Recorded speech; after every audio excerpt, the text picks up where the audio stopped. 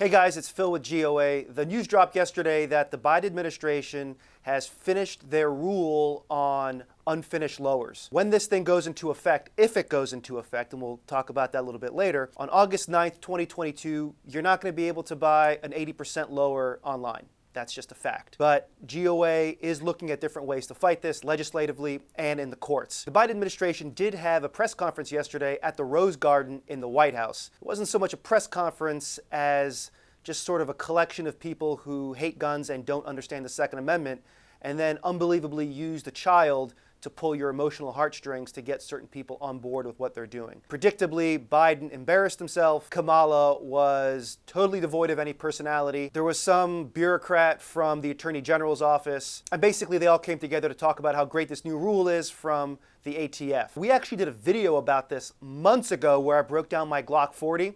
Here's the good news. This rule that the ATF just came out with is a lot better than what we thought it was going to be based off of what the ATF was signaling. Now, it's still bad. As I mentioned, after August 9th, 2022, you're not going to be able to get your 80% lower online. It's going to have to be registered. It's going to have a serial number, and that's the bad news. But I just want to talk about yesterday's press conference a little bit for us to sort of go into detail, specifically what Biden and his cronies think about polymer 80s and lowers, and just how they think about it and how they talk about it, because it's important for the public discussion. And before we get to the video clip, one more thing you guys have to recognize is another part of this rule that the ATF is going to be putting out, supported by Biden, is that this is an expansion of the gun registry we've been talking about for a while. Remember, we're always saying that registry is the first step towards gun confiscation. Everybody says there is no registry. Well, we've detailed over and over again that there is a registry. And the big part about this regulation is that this is going to keep every firearm transaction record from an FFL from August 9th, 2002 going forward in perpetuity if we can't stop this, either legislatively, which as you know is always my preferred option, or through the courts, which you can never count on. So that's why GOA is proposing two things from Congress. The first is that they get behind the Congressional Review Act, which would get rid of this ATF ruling. Now, the problem with that is it's never going to pass the House, at least in this Congress, and even if miraculously it does pass the House, Biden is never going to sign it because he wants the rule. So I'm never a fan of the Congressional Review Act unless one party controls the House, Senate, and the White House. That's why my preferred option is that members of Congress get behind Michael Cloud's No Registry Rights Act bill. This is something, again, we've talked about before, and Congressman Cloud has been a total leader on since he recognized that there really is a registry that the ATF controls with over 1 billion records. And that's something that Congressman Cloud has been leading on since he found out with GOA's help that the ATF controls a registry with nearly 1 billion records. We have Michael Cloud in the House leading on that, but we also need someone in the Senate leading on that, and of course we're working on it. So, on to yesterday's press conference. I believe our nation will be safer for your bravery, and I really mean that. Survivors like me and Manny and Claudia, Los Angeles Deputy What Sheriff did Joe Biden survive of gun violence? By a shooter with a ghost gun, represent individuals and families Does anybody all ask him across when this country whose lives he have been survived forever gun changed violence? by a ghost gun? Was he on that same helicopter with Hillary Clinton and that lying reporter who were apparently taking gunfire coming out of a helicopter? What's his name? Brian something? Take a look. Take a look at this. It comes in this package. You can see the picture down here maybe. This is the gun. It's not hard to put together. A little drill, hand drill at home. Doesn't take very long. Anyone can order it in the mail. This is just one of those things where there's rules for thee, but not for me. It's kind of nebulous here in DC what the rules are on having 80% lowers, but what we do know is that there is some rule or legislation about these kinds of kits can be in the hands of law enforcement, but not for anybody else. That's my takeaway from this. When they show up at a crime scene, they can't be traced. Harder to find and prove who used them. Meaning you can't connect the gun to the shooter and hold them accountable. In fact, the ATF reports that they've been able to trace less than 1% of ghost guns reported by law enforcement.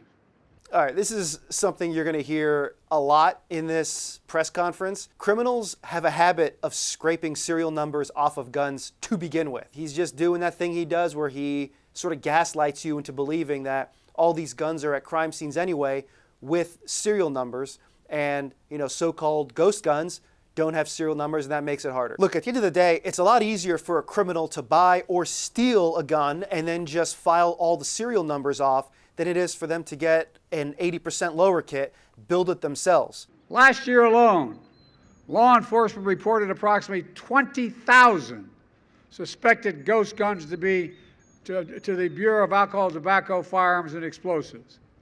That's a 10-fold increase. Okay, I don't believe them. I don't believe those numbers. I want to talk to the guys at GOA to get a sense what the real numbers are. I don't trust a guy who doesn't know how to pronounce ATF and calls it AFT. I don't trust a guy who comes after the Second Amendment. I don't trust a guy who nominates somebody for the Supreme Court that doesn't know what a woman is. Everything about this guy is wrong. I just don't trust the numbers. I just want to read you something written by Eric Pratt over at GOA. The DOJ numbers claim that homicide guns were suspected in 692 homicide or attempted homicides over a 6-year period. So that's a lot different than the numbers that Biden's claiming, first off. That means, at worst, homemade guns were used in 115 homicides a year, and that's smaller than the number of those killed by knives, 1,476, hammers or blunt objects, 397, or fists or feet at 600. So his numbers are just totally wrong. Illegal for a licensed gun dealer to sell them without a background check. Starting today, weapons like the one used in Saugus High School and to ambush deputies that are here with us today are being treated like the deadly firearms they are. I'm going to stop it there because they are treated like guns. There's no difference in how they're treated from one gun to another. You still have to follow all your pertinent state laws, all federal laws. It's still illegal for a criminal to get one. The problem is criminals don't follow these laws, and making us follow them turns us into criminals. For the responsibility to act, we need Congress to pass universal background checks. Universal background checks. And I know it's controversial, but I got it done once. Ban assault weapons and high-capacity magazines. Okay, we're going to talk about those two things separately. First, Congress isn't passing it because they don't want to pass it, because they know it's a political suicide to pass this kind of bill. They don't want it. Their constituents don't want it. It's only the anti-gun interest groups that want it. Members of the House and Senate, as terrible as many of them are, they like one thing, and that's being in power. And they know passing this gets them out of power. And as far as him passing it when he was a senator in 1994, Obama's Justice Department determined that this had no effect on crime.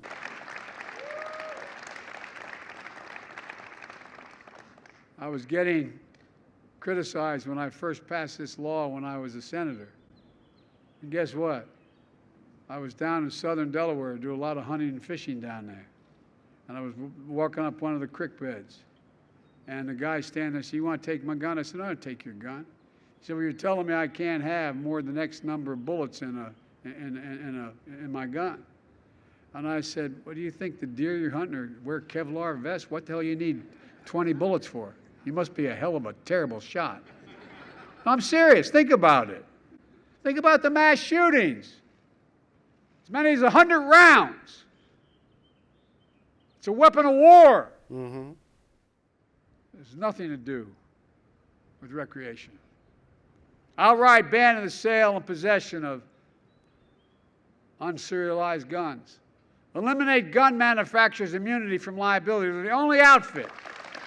They're the only outfit in the country that is immune.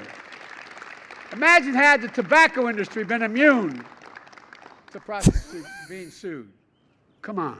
Sadly, Joe, not all of us are immune from prostitutes. And by the way, it's going to sound bizarre. I support the Second Amendment. You have a right. But from the very beginning, the Second One Amendment guy didn't say clapped you at can that own any because gun that's you an want, entire you can audience you full couldn't of buy anti-gunners. candy when in fact the Second Amendment passed. Might have been me. I think I Certain snuck people into From that. the very beginning weren't allowed to purchase guns.